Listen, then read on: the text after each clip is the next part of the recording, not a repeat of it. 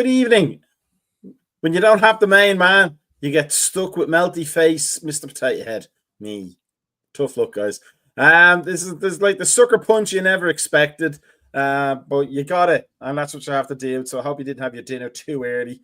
Otherwise, it'll be all over your desks or your phones, whatever you're watching us on. But welcome to the American Scouts on TV EPL panel show, one of the highlights of my month, because I don't get to do it every week. But it's always a pleasure to be here, and it's always a good, fun discussion. Haven't spoken to Sully in a long, long time, so we're glad Sully is back. Shay has recovered. He's still with us. He hasn't gone into hiding, but he wouldn't have to because that was a proud display by Aston Villa earlier today in the Champions League. And as always, we're joined by Glenn, whose manager I am even more of a fanboy of now since the past weekend. And we can't argue with that. So, gentlemen, how are you? How are we doing? Good, thanks, Marco. Good. Awesome stuff. And it's a day of thoughts for us Liverpool fans, but also thoughts for Eddie Howe, Sully. Thankfully, not that pneumonia is anything to be sniffed at, literally. But it could have been so much worse from what we were hearing on the day when we heard that Eddie Howe was being taken into hospital by ambulance in emergency. But seems to be on the road to recovery, and we want to see more of this face on the sidelines.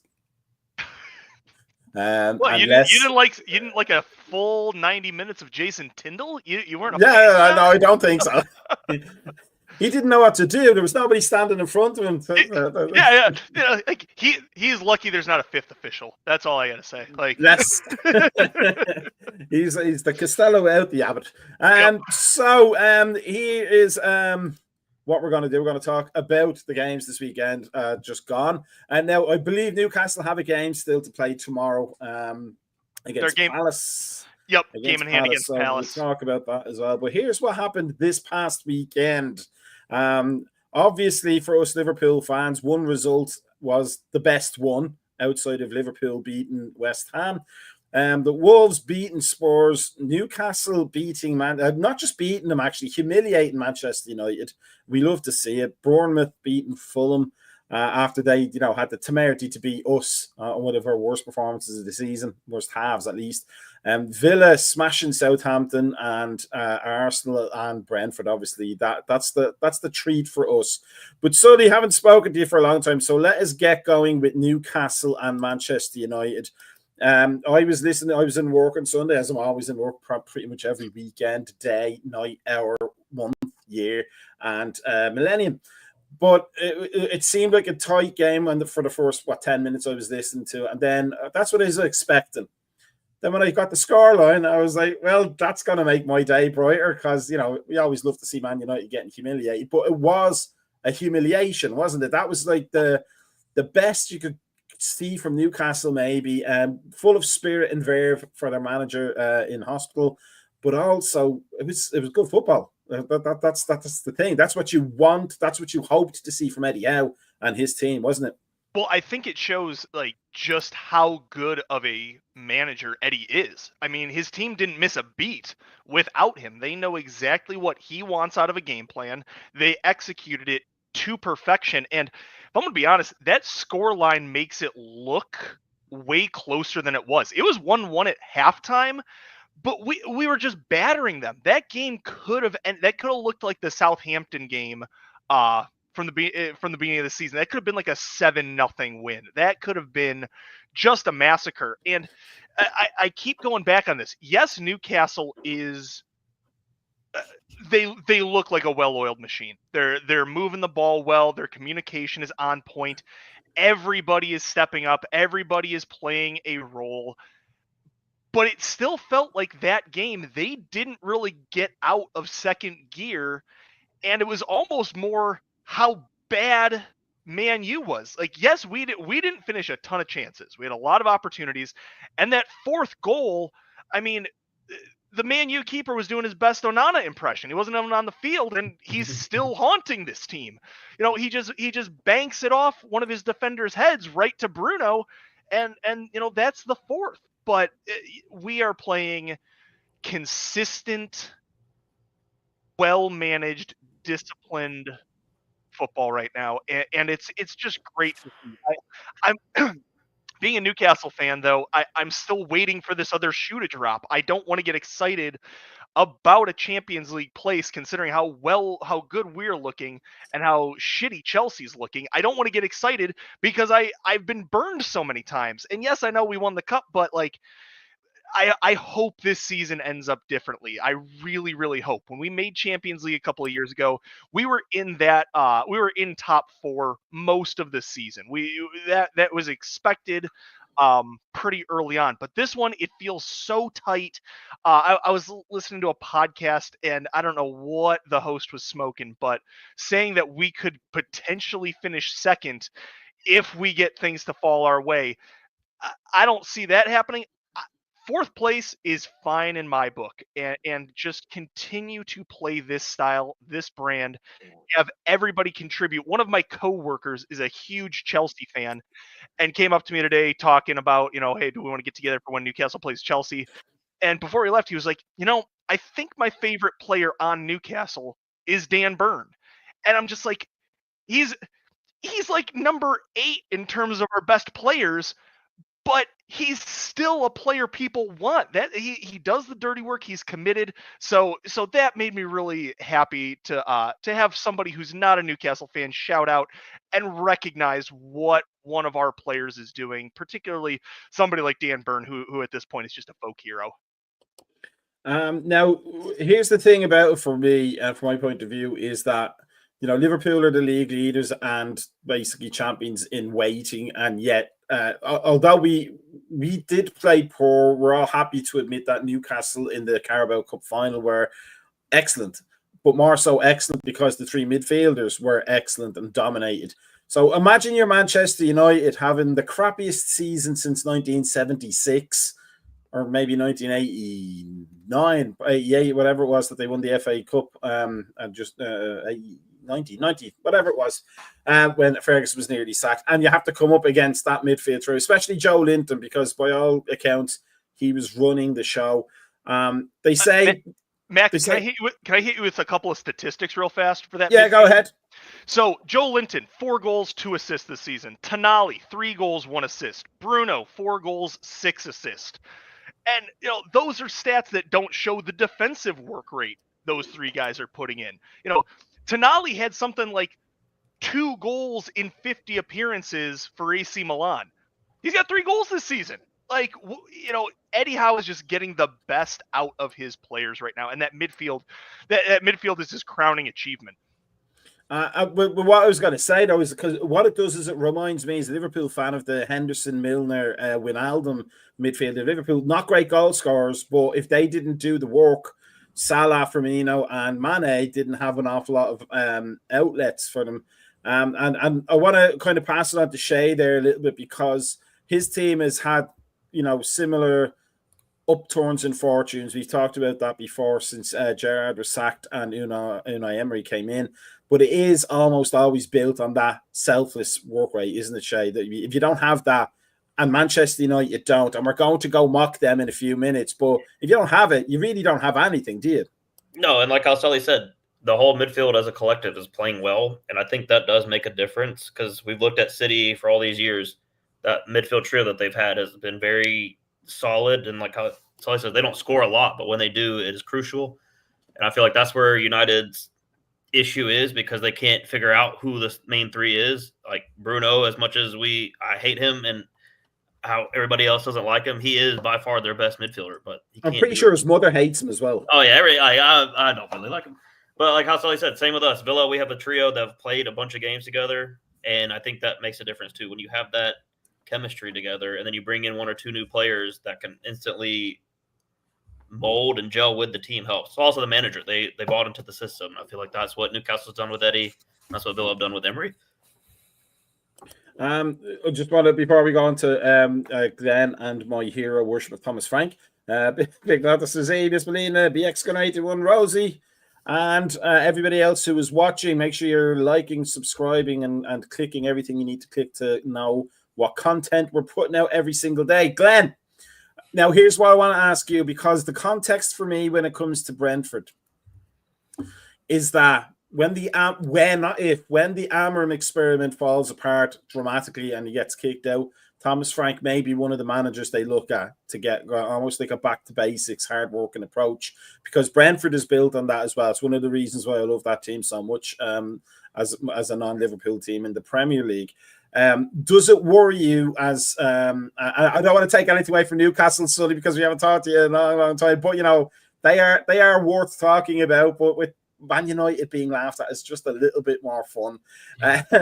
But does it worry you that the thing that Manchester United seem to most need is that work rate, that effort, and your manager is one of those up-and-coming managers who delivers that time and again on a budget at your club, and the temptation of having a little bit of a better budget before Jim What's-his-face starts cutting, no more tracksuits, Thomas. You have to coach in your underpants, or whatever budget cuts he makes. But when you see a big club like Manchester United lacking the things that your manager brings to your club, does it make you worried? I mean, not United specifically, because I can't imagine it's like a club structure or ethos that would suit Thomas Frank. I mean, first of all, Amorim's going to be there at the start of next season, right? That's pretty much 99% guaranteed. And if he hasn't got a huge amount of credit in the bank unless they win the Europa League, right? That's something that would transform their season. Champions League football, you can ignore the league finish. They can finish 14th or 15th if they win that. It really is irrelevant. If they don't, and I think most of us would probably be surprised if they did win it, yeah, exactly. They need a Thanos click or something to fully restart. Yeah, if they don't do that, which seems unlikely. I mean, they can't even figure out who their starting goalkeeper is right now, which doesn't really bode well for a second leg of a European game.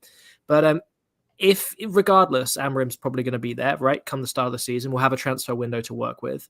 And I guess my point is, if Amorim's let go next season, it might be, probably be maybe around Christmas, because if things don't pick up, right, huge pressure on him. There's not a world, I don't think, in which Thomas Frank would go to United anyway, but certainly wouldn't go there in the middle of a season. I just don't see that matching, his own work rate, right, or his own approach to employment, right? He works really well in this almost uniquely mutually beneficial Brentford structure where, he has a lot of autonomy. He has a lot of trust in the fans and the players, in Matthew Benham, the owner. I think it would take a really unique and stable opportunity to really tempt him away from us. And obviously United is like the antithesis of that in every single way. Now, I just look at the table. It's hard to see, a club that he'd fit, directly in. But, if he was the offer of Champions League football, right, at a stable environment, then you're sure he's earned that right. He's got every right to leave Brentford, honestly, whenever he wants, really. But, I still think maybe a big club in Europe, maybe in Germany, would probably be a better fit for him. A really elite European club would really work for him. And I just don't think he wants to go into a position where there's issues with transfers and players, behind the scenes stuff's a mess. Like Brentford really has this, really distinctive stability in our structure. And I think he loves that. He thrives in that, right? And you get to really develop players. Now we'll probably have a bit of turmoil ourselves if we sell Mbumo, if we maybe sell Wissa this summer, right? We've got to cash in on players when they're at their prime. We don't sell when players are past their prime. We sell probably when they're a season before that, or preferably when they hit their peak. And for Mbumo and Wissa, they are at peak now. I don't think Wissa's going to have as good a season in the Premier League ever again, potentially. So we're probably going to lose personnel, but to answer your question, Maggie, Man United does not worry me in this slice. I'd be astonished if Thomas Frank went anywhere near Man United. As any manager who has a bit of common sense and clarity about their own security of employment would think twice or three times about going there right now. Macca and Shay, you guys weren't here last week, but we introduced the new head of player development at Manchester United, head of recruitment. So Willow is going to be taking over this. So nice. No fear, but Man U is going to be back next season, I think. I think, by the way, Willow dropped that bone there, probably the goalkeeper coach as well. Better mouth than Onana. That's true. That's very true. Now, here's the thing that would disappoint me is he would do well at Arsenal. But I hope he doesn't go there because then I'll have to dislike him. And I don't want that to happen.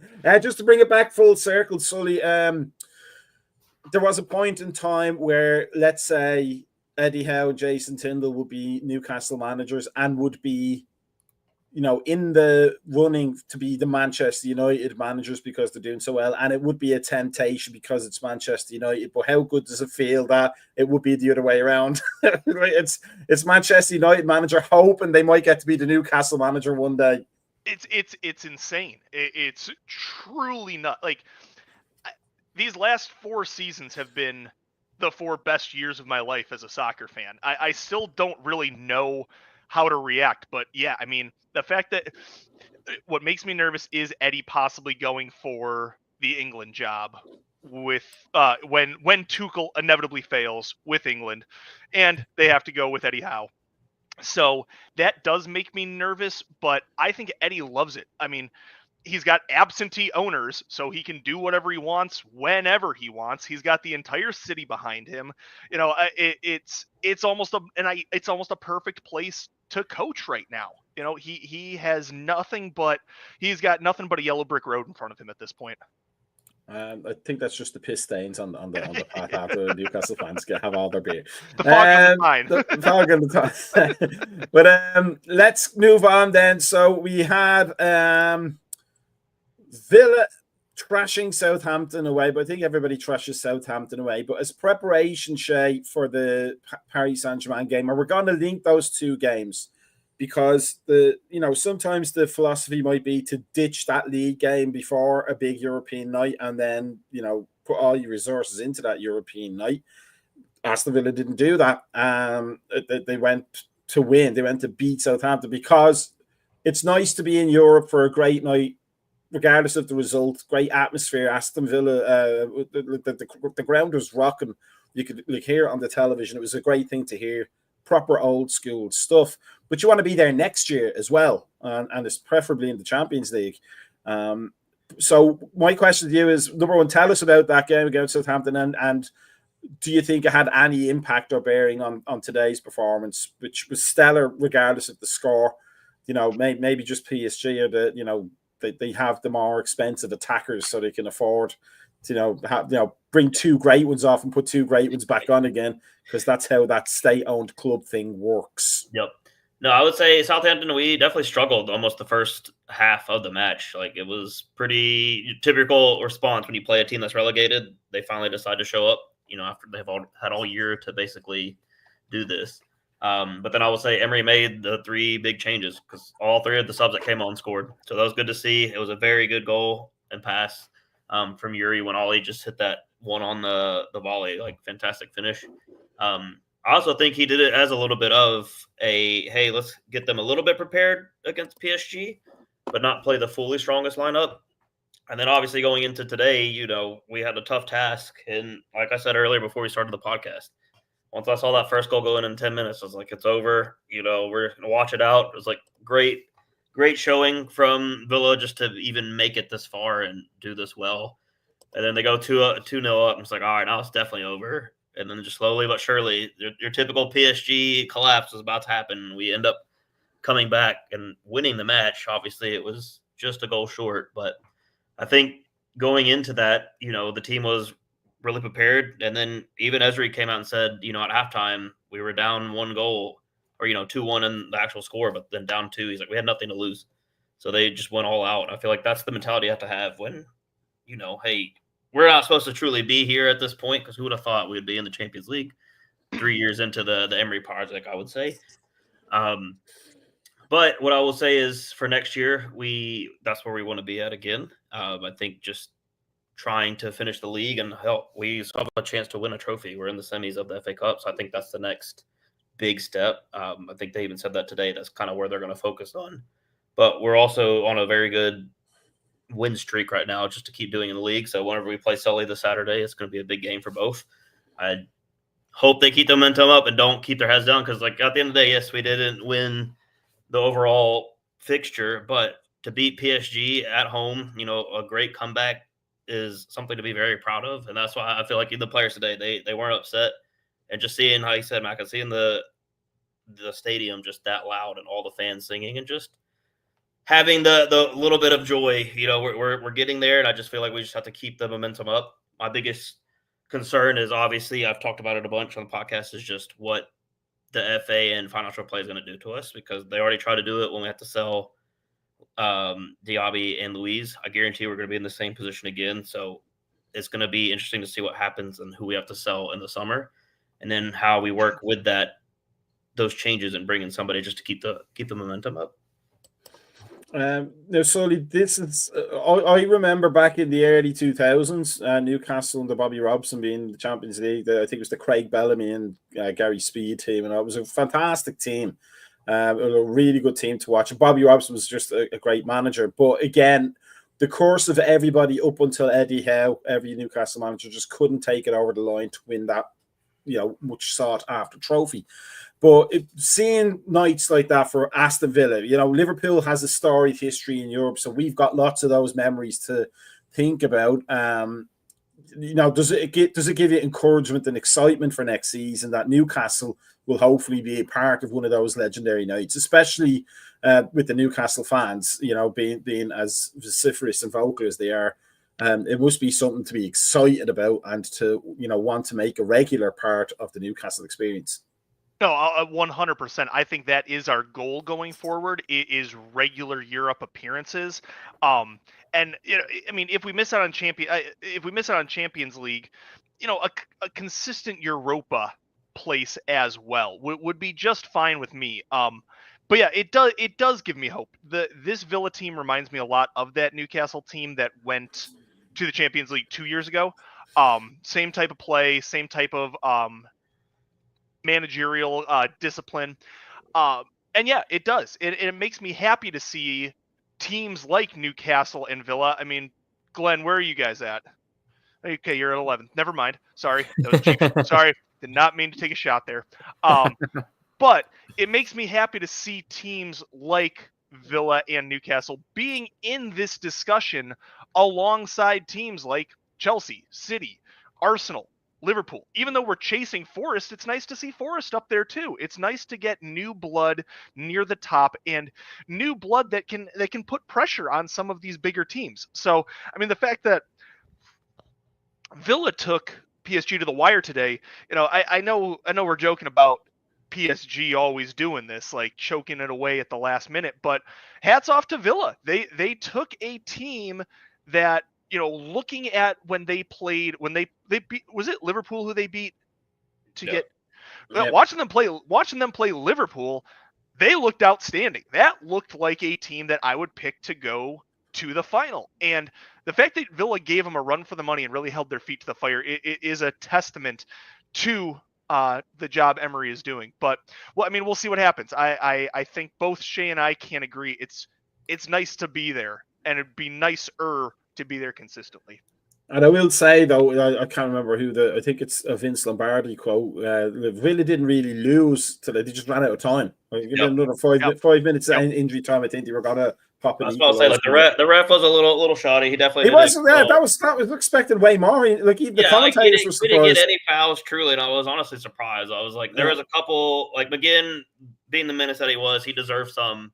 But there was one play particularly where going forward, and he literally gets clotheslined in the middle of the field. The referee looks right at him. He just said, keep going. I was like, what are you doing?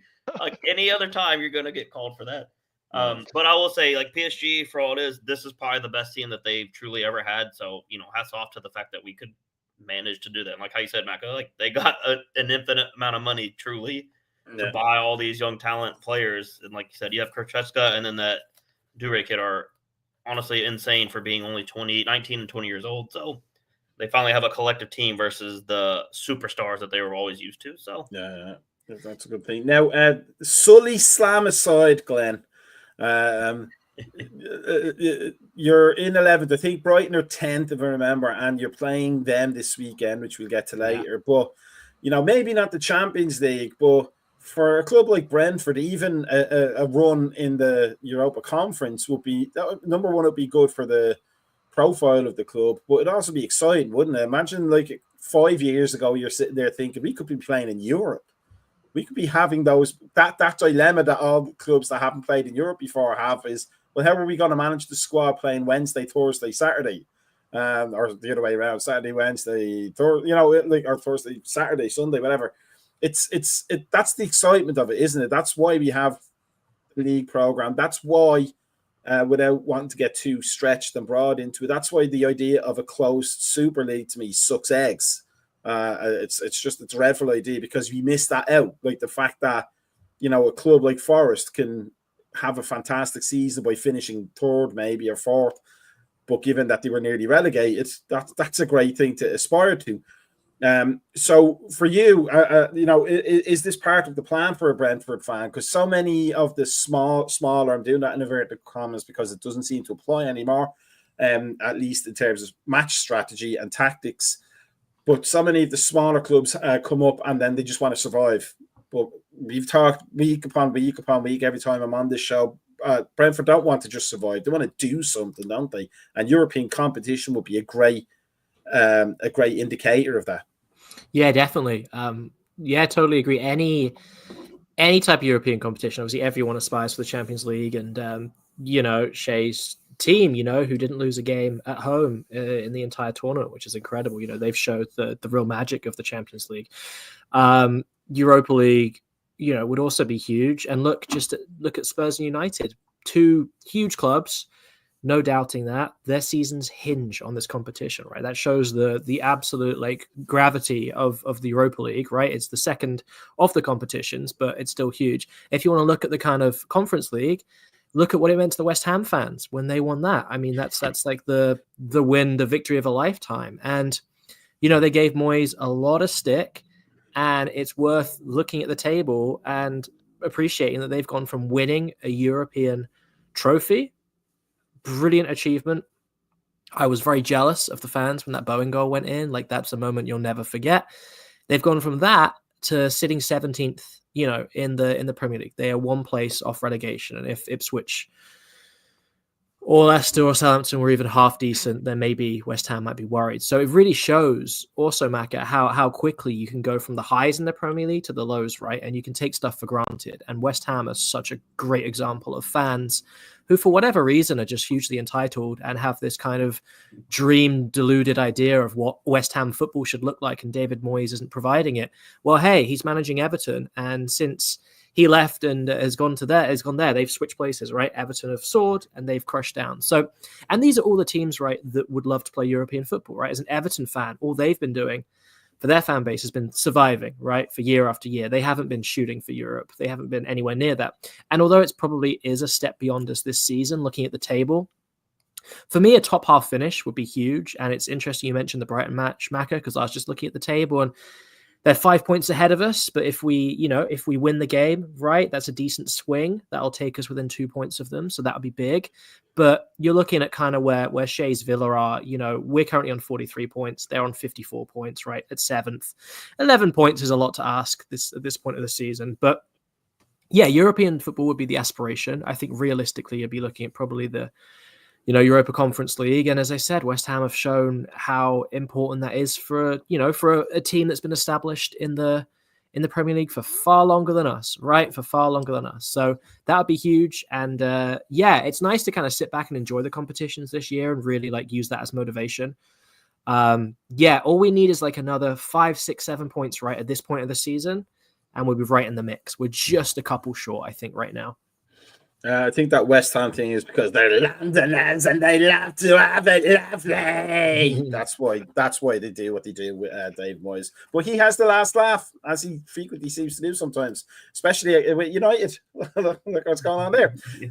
Now, before we move on to other things, we do have to talk about this game. Arsenal won, Brentford won. A delightful result for us Liverpool fans, and looked maybe at least on the the scoreline, if you're casually paying attention to it, which I had to, that it was going to be an Arsenal procession, coming from at least in the first half of the first half. But Brentford clawed it back because Brentford never say die.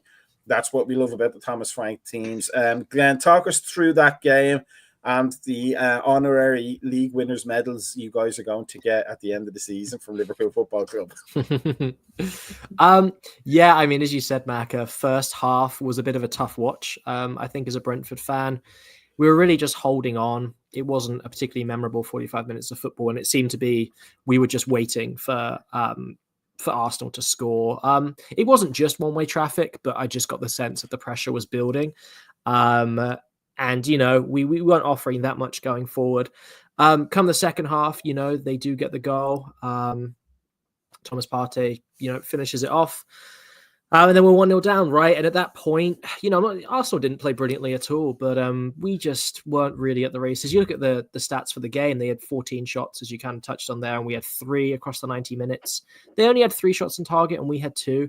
But they dominated possession. They doubled our passes nearly. It was kind of to be expected. But what was a real game changer for us was the introduction of Michael Coyote. So he's a fullback. He's on loan from Fiorentina. And he hasn't had much game time. It's been very limited. He's had a couple of cameos. But the fans have liked what they've seen. He's enthusiastic. He's fast. He's talented. And he's had a few minor injury issues since he came in January. And he, I think, played one of his longest spells for us in the league so far. He came on at 69 minutes. And he was just magnificent. He essentially set up our equalizer with a beautiful deep cross to the back post, which eventually found its way to Wissa, who hooked it in. Brilliant finish from him once again. He's on the score sheet, and him and Mbeumo linking up has been such a huge success for us this season. I know a lot of neutrals or fans of other teams certainly admire what they've brought to the Premier League as a duo. They're friends off the pitch. They're in sync on the pitch, and they're both dangerous. And West has really developed into a poacher this season. It was such a poacher's goal, his finish. Ball bouncing in the box, back to goal, brilliantly done. And you can see that goal really, really took the oxygen. Not that there's much on a good day out of the Emirates, and then the kind of players slumped a little bit, and we got to see Arteta look all pissed off, which is always satisfying. And after that, we held our own. Once again, Coyote saved us. Flecken made a rare mistake. They were more common last season. He made a rare mistake. I think it was some poor distribution, or he took a bad touch. That was it. An aerial ball came over the touch. He took a really heavy touch. Saka robbed him of it. Open goal. And you can tell Saka hasn't played for a couple of weeks, because if he's in his peak fitness, he just scores. He took an extra touch, and Coyote was the one to come back and intercept the ball. So not only did he get an assist, essentially, he also put in a goal-saving interception. So were it not for him coming off the bench, showing our depth, showing more great recruitment, it's 2-0 Arsenal. The Liverpool fans aren't happy. We're not happy, etc. But he was the game changer. I don't think I can say I've seen many man-of-the-match performances in 30 minutes, but without a doubt, he earned it from a Brentford point of view. So more great recruitment, a really good result for us, especially when we went 1-0 down, right? You could just kind of throw your hands up and appreciate the kind of gulf in resources, but we doubled down, put in a really big shift, and that's a big point for us. It's a really important point, and yeah, it's great. And I feel like Arteta kind of maybe took this result for granted. I know he had to rotate with Madrid. I appreciate that. I would do the same if I was in this position. But, we're not an easy team away from home or at home. So, you really, you roll the dice if you're going to rotate heavily against us. And I think he paid the price for that. Now, if I laud Thomas Frank any more than I do, there'll be a restraining order out on me. So let's flip it to the other side, Sully and Shaden. It seems almost churlish for a Liverpool fan to say this, but the evidence has been there over the last few years. There's a lot of things that Arteta does quite well for that Arsenal team and for that club, but there's also, do you guys think that there's flaws to either his personality or his management style or his stubbornness or his emotional regulation even, because they really are. When I was a kid growing up, outside of before George Graham took over, and then between George Graham and Arsene Wenger, it was Arsenal bottled it. They Arsenaled it. That's what we used to say. They just Arsenaled that. And it seems that they're back to that again. Is this a fundamental flaw in Mikel Arteta's style, in his character? Is it a bit much to be bringing the George Foreman grill into a team talk and making breasts of chicken curry or something like that to illustrate how a back four should slide across the pressure of ball to stop the weak side back blind side run or whatever? Is he just a weird little man, or is there more fundamental technical flaws in that team? Sully, what do you think? Well, I mean, they don't have a true striker. They need one of those. So in terms of tactics and recruitments, I would say that's a big piece they're missing. I think they've got shit body language though, and they've had that for a couple of years. You bring in a guy like Kai Havertz as your big signing last season or 2 seasons ago, and that guy's attitude is dreadful. Dreadful attitude. Your captain is Odegaard. Odegaard's a quiet guy. Odegaard is not going to, hold people accountable. He's going to manage a game very well in the midfield, but he's not going to get in your face and tell you that you're doing this wrong and that you need to get your head up and we're still in this game. So I think it's a combination, and I don't think the players feed off of Arteta's energy.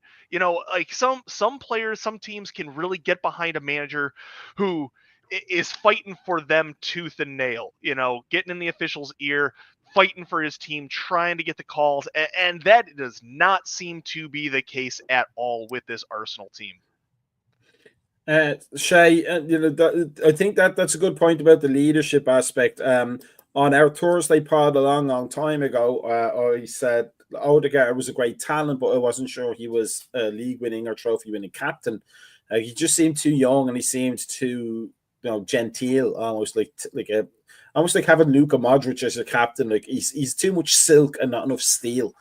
But a good point, I think, for all four of us here tonight is that Liverpool went from Jurgen Klopp, who was somebody you couldn't help but feed off. He was just a ball of energy, a very tall ball of energy on the sidelines, to the more reserved Arne Slot. But Arne Slot has shown his fangs when he needed to. There's leadership in the Newcastle team. I mean, if you don't know what to do in the Newcastle team, I'd imagine the word from Jason Tyndall, because it's not going to be Eddie Howe. The word from Jason Tyndall is just look at Joe Linton. Just whatever he's doing, just do what he's doing, because he never gives up and he fights for every ball. For Villa, Unai Emery is the epitome of like targeted screaming at his players. It's not abuse. He's clearly trying to get points across, and the players clearly respond. And there's leadership on that team. And then Frank is the same. Frank's a live wire at Brentford, and there is leadership throughout that team as well. Is this the thing that Arsenal are missing? It's almost fake leadership, Shay, isn't it? It's like smart, casual leadership. Yeah, he's very nonchalant about things too. Like how we said, body language. Like you'll watch him, when something doesn't go his way, that's when time gets animated and almost does too much that even Arsenal fans are like, "What are you doing?" Like you have been sitting here. He'll be sitting here like this the whole time, hands in his pocket, looking very GQ the whole time. Like he's more worried about his image versus actually being the manager. And how BX said earlier, hey, he's stubborn when he wants to be, and then he is one-dimensional. Like if something doesn't go his way, he just sits there. Now he's saying like how the players react to that. They definitely do. Like he should have learned under Pep. He was there for years. Pep is a very animated manager too. Sometimes it takes it too far, but they can see the enthusiasm and how animated he gets when they don't do something right or do something really well. They feed off of it. So then the players start playing better. Same like you said with Emery. Like today, we were down 2-0. He kept the whole time he was standing on the side, just up there, just encouraging. It was like, hey, you still have this. We just need one goal to bring it back. And that's literally what they did. As soon as Yuri scored, the whole team started believing again, even though we know it was going to be I literally tweeted today, a miracle on grass. Like it had to be something spectacular. But I just truly believe like he has his moments. Like them beating Real Madrid was huge. And that should have been like, hey, this is the step. And I know Arsenal fans are probably very frustrated. Like they've come so close so many times, but they fall short. And how Sully said, everybody can see this. Like even if you aren't a true soccer fan, you can see like, hey, how's a team go this long without a main striker? And they've had every opportunity to buy one. They just refuse to do it. And it's not a money thing because how you said they spent $50 million on Kai Havertz for what? He wasn't very good at Chelsea. Like he was mediocre. And I don't say he wasn't very good, but he's not a striker. He's an attacking mid, which Odegaard plays, and they're not going to play like, him in that position. So somebody's got to how much longer he'll have yellow cards.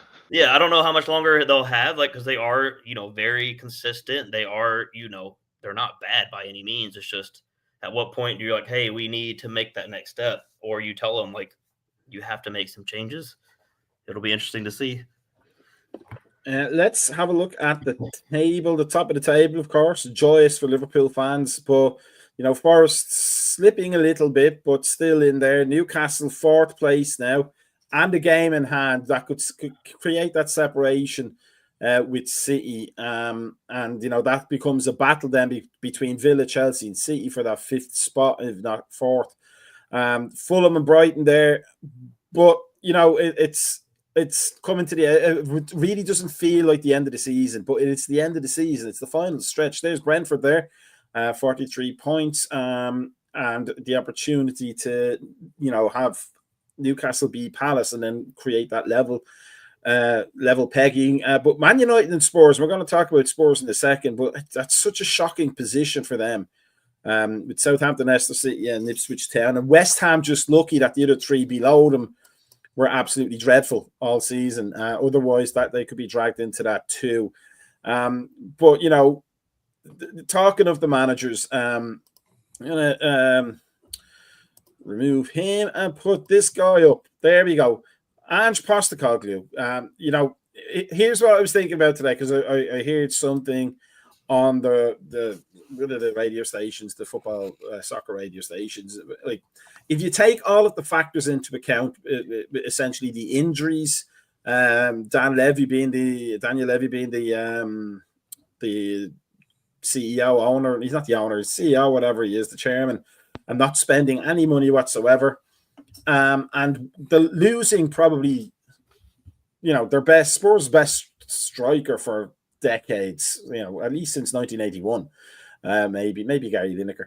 But there's a lot of factors that you could say would go against you, but nonetheless, just like Arteta, he's been one stubborn mule and hasn't tried to adapt anything whatsoever.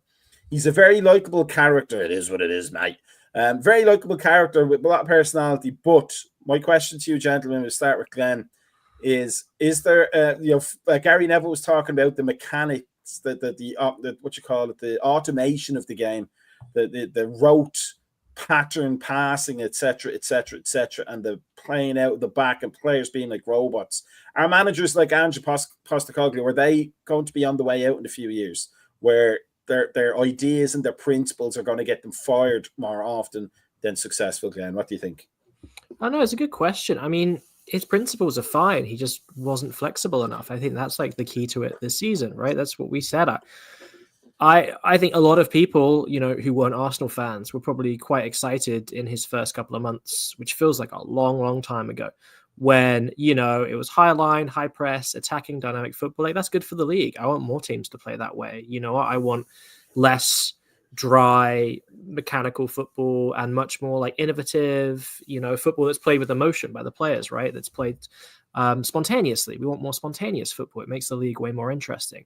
But, after that initial couple of months, which feel very much like a false dawn, don't they, really, for the club and his management, it's been downhill, and it's been downhill for, like a season and a half at this point. There hasn't been any improvement. He's really gone from like this, and he started really high, and he's just gone down and down and down and down and down.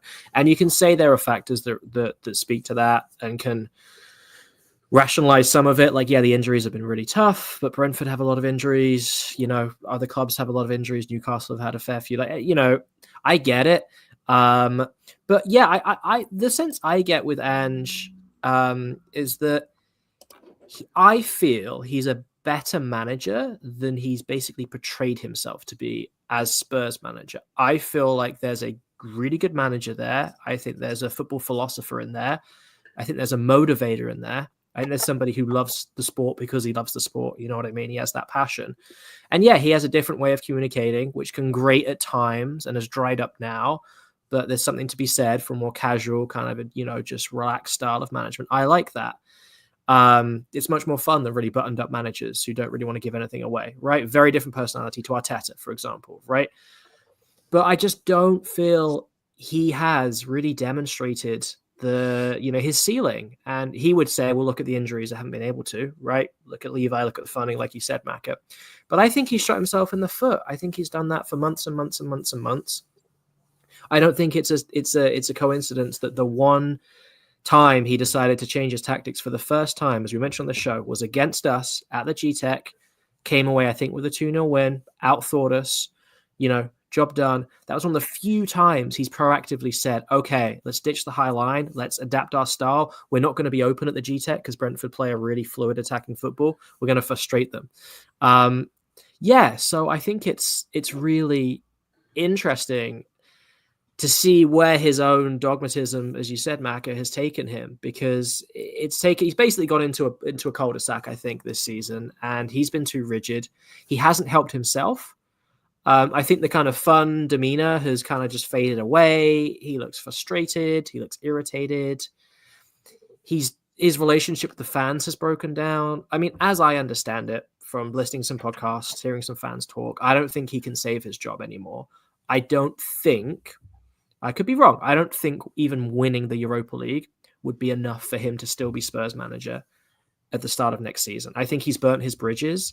I think he's lost all credit with the fans. And I think that's a shame, because to answer your question, Maka, I think we need more managers with his attitude, but we also need managers with that attitude with flexibility, because he doesn't help his philosophy by getting beat 4-0, by losing 4-2 to Wolves, by getting beat 3-0. That doesn't help.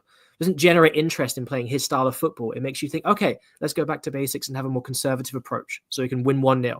Makes people want the football of Conte or whoever, which is really boring. So, yeah, he's going to go. He's been really disappointing, I think. And he's made a hard set of circumstances worse, is my kind of big picture takeaway. And, he's probably sitting there thinking, I've only had one more games, home and away. That's a joke for the English and the Irish people. Shay, here's my question. We've just spoken about the joy of, even though, getting knocked out of the Champions League, but as a joyous thing, something to be celebrated, something to be enjoyed. Can't wait to go back again next year. It's a far cry from that to Postecoglou basically, Postecoglou. That's the glucose. There we go. That's the glucose. It's a far cry from your managers, enthusiasm and excitement for European competition and positivity around it, to a manager who's basically relying on it to keep his job if he wants to keep his job. I mean, that must weigh really heavily on him, that he has to win this trophy to even stand a chance, because otherwise it's P45 time. Yep. And what's crazy, we talk about it, he's over here fighting for this, and Jose Mourinho had them top two. They fired him before a final, and then it's been downhill. Same thing with United.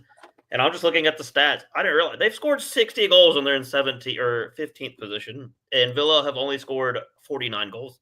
It's amazing. They're third in the league in goals scored, and they're that bad.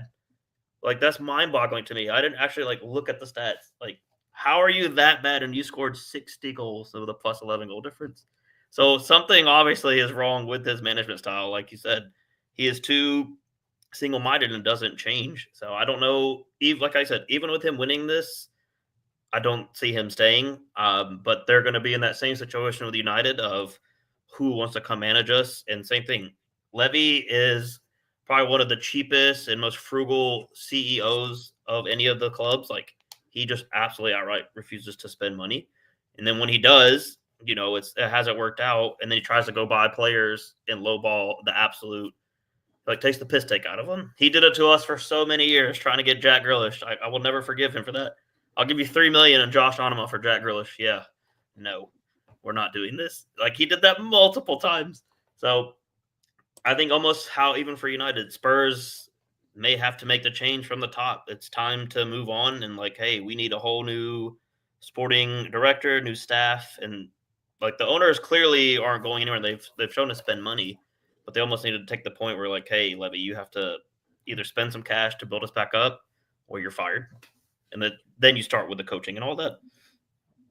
Sully, in terms of the manager, the manager's outward appearance, Eddie Howe was not under pressure, but was being under the microscope a little bit. I think last season. This season it's worked out. It's back on track, but he never gave it away. He was always Eddie Howe. He's always cautiously positive in everything he does, and he's never tripped up by any questions. Probably why he does the press conferences and not Jason Tyndall. Probably have fights with everybody, but it really makes a difference, doesn't it? When you have a manager who understands the game, and I think Eddie Howe, I think we could say he has adapted Newcastle several times, like for the prevailing conditions, and has come out of it fighting at the other end. And that is a big thing, isn't it? If you want to build a club, if you need a consistent manager, not just in terms of the difference between consistency and stubbornness. Because Eddie Howe, he has his principles, but he'll adapt them to what the situation is. And if you don't do that, you're on a hiding to nothing, like Amorim and like Postecoglou. Sorry, Shay, like Postecoglou. But it is important that you do that, isn't it? Oh, 100%. And Tottenham just feels stale at this point. They just feel stale. And say what you will about Eddie.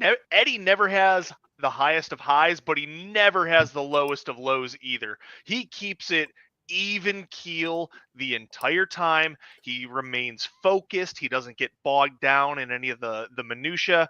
And Ange just looks so sad out there. He like, I just want to go give him a hug. He looks miserable, and I think it would be best for all parties involved that they go in a different direction.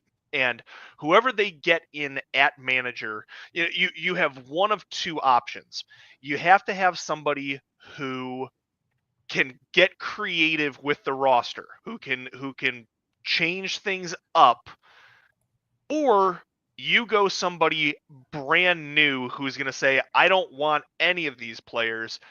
We need to go get new players, and I need to make this my team. So you either have to have creativity, or you need to have a burn it down and build it back up type situation. I don't think there's anything in between.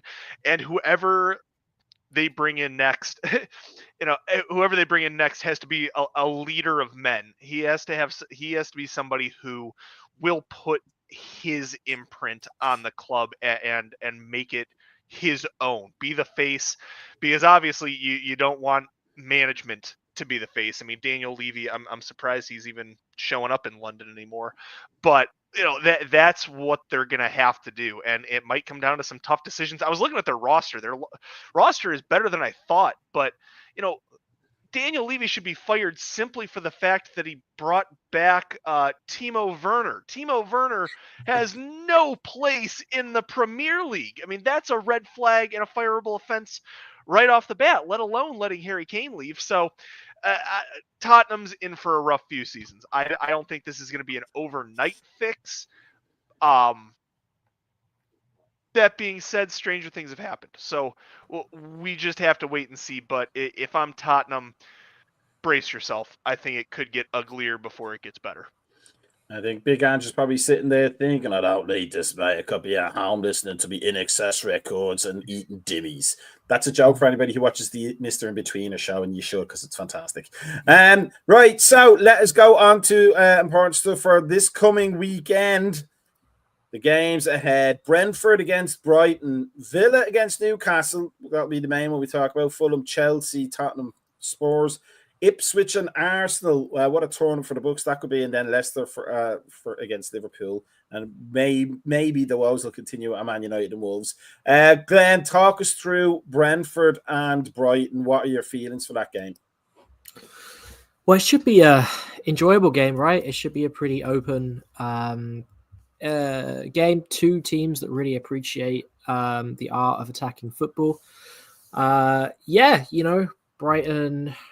2-2 draw Leicester City. Really disappointing result for them, actually. That was quite a surprise. Leicester scored for the first time in, God knows, 700 odd hours of football or something, wasn't it? Incredible record. So yeah, they were disappointed with that. But, their lineup's got loads of quality. Minter, Welbeck, João Pedro, and Ingra's good.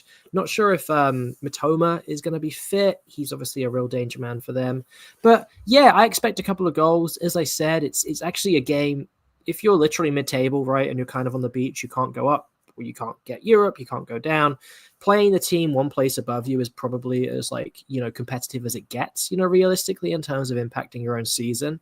So I really hope we go out there, we put on a good show. I think it's going to be a really watchable game. If I was a neutral looking at the fixtures at that time, 9:00 for me, that's probably one I'd switch on because I think there's going to be goals.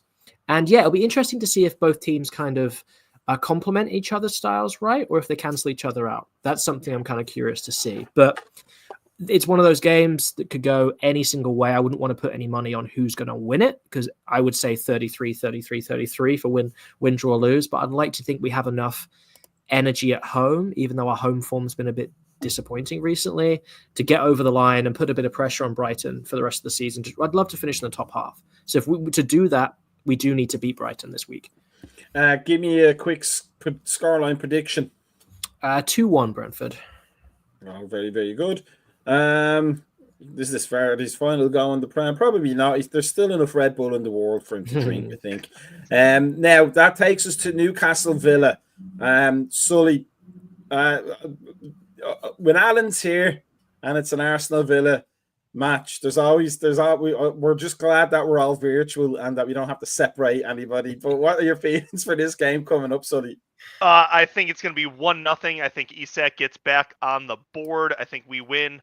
I think Bruno and John McGinn both get sent off, and there's just going to be a bloodbath in the middle of that field. Like, this game is going to be won basically in the center circle. Like, you might as well not even have the rest of the field. Just put all 11 guys on there, see who comes out last, and whoever that is gets the ball and can walk it in for the 1-0 victory. It's going to be great. I feel old. John McGinn is only 30. Like, how is that guy younger than me? That guy looks like hell. He's only a year younger than I am. It's crazy. That's insane. Like, goodness gracious. So, that's my prediction. I think it is going to be a war, but not a malicious war. And I would not be shocked if we see a sending off, but it's going to be a sending off that nobody complains about. Like, oh, that guy's a goon. That was dirty. I think it's just going to be accumulation of yellows or two players throw hands. I could see that in this. This is going to be, I think, defensive, not necessarily disciplined, but defensive masterclass by both teams. Shay, now my question to you, and it's why I wanted to ask you second. While Sully may be right, my question is there going to be a hangover after this result? Because very frequently, even for experienced clubs like Liverpool, City, Chelsea in Europe, a result that kind of a deflating result, even if you played well and performed well, it gets into the players' heads for a game after, maybe a game or two. Do you think that will affect Villa, or do you think Emery is good enough a motivator to say, look, we did great, but let's not drop it now. Let's keep it going so we can be there again next year? I mean, I hope so, because I just look at the head-to-head. We have not beaten y'all since April of 2023, so literally 2 years ago. Yeah, y'all have absolutely dominated us. So hopefully we will not be in a hangover, because, that would just add to the misery of this matchup. But if they were to pull it off, like Kyle Sully said, I could only truly see a 1-0 win, just because both teams are very stacked in the middle when it comes to very similar style of play. You have a bunch of hotheads, especially Joelton and John McGinn. I can see him and both of those two getting into a little bit of a squabble. But past history doesn't look good, so I want to be as adamant about it. I'm going to go 2-1 truly Newcastle, because I just don't see us doing it. Even like I said, after the hangover, the team's going to be in their feels a little bit. We have a couple days off, but I don't really see us pulling this one off. In all honesty. Now, tell the truth here, Shay. If you'd have said everything you just said there, except for the scoreline, but it was Alan you were talking to, you would have still said a Villa. No, 100%. Because at least Sully's a little bit more. Him and I are a little bit more aware of this. We're not too delusional when it comes to good stuff. So let's do this. Let's look at the games again. I have the Tonali's picks and the fixtures are as so. We'll start with Glenn. Who do you think will be your Tonali's pick for this weekend? Do you think Leicester will do a Fulham and stall Liverpool's march to the title? Will Wolves show up Amorim? Will City fall to the management miracle that is David Moyes? What do you think? Yeah, there's a couple to choose from, isn't there, this week? Yeah, I might leave the kind of low-hanging fruit of United and maybe Everton for the others. I quite like Fulham at home to Chelsea. Chelsea, the wheels are really coming off in some ways. I know they're still up there and in the mix, don't get me wrong, but Maresca seems to have lost the plot a bit. I still can't understand why he rested some key players against us before their kind of Conference League game and then didn't really play some of those players. That was really curious. I think he's in his head way too much. And him winning that tournament doesn't matter at all for his job security, really, does it? It's top 4 or nothing. So, I think Fulham will really fancy their chances. They've got Sessegnon, who's in form. They've got, obviously, Robinson, who's one of the best fullbacks in the league. They've got plenty of players who can hurt Chelsea. And Cole Palmer just has not looked himself for getting on nearly months now, for week after week after week. I don't think he's fully fit. I think they're maybe hiding a more serious injury. And they just look a bit of a mess. So I will say I'd be surprised if Fulham didn't actually get at least a draw against Chelsea. It's possible also that Cole Palmer looked in the mirror and realised he's part ginger and now he's mentally devastated. Shay, what is your Tonali's pick for this weekend? I'm gonna go a little crazy one. I see David Moyes pulling it off and beating Everton. 2-1 finish.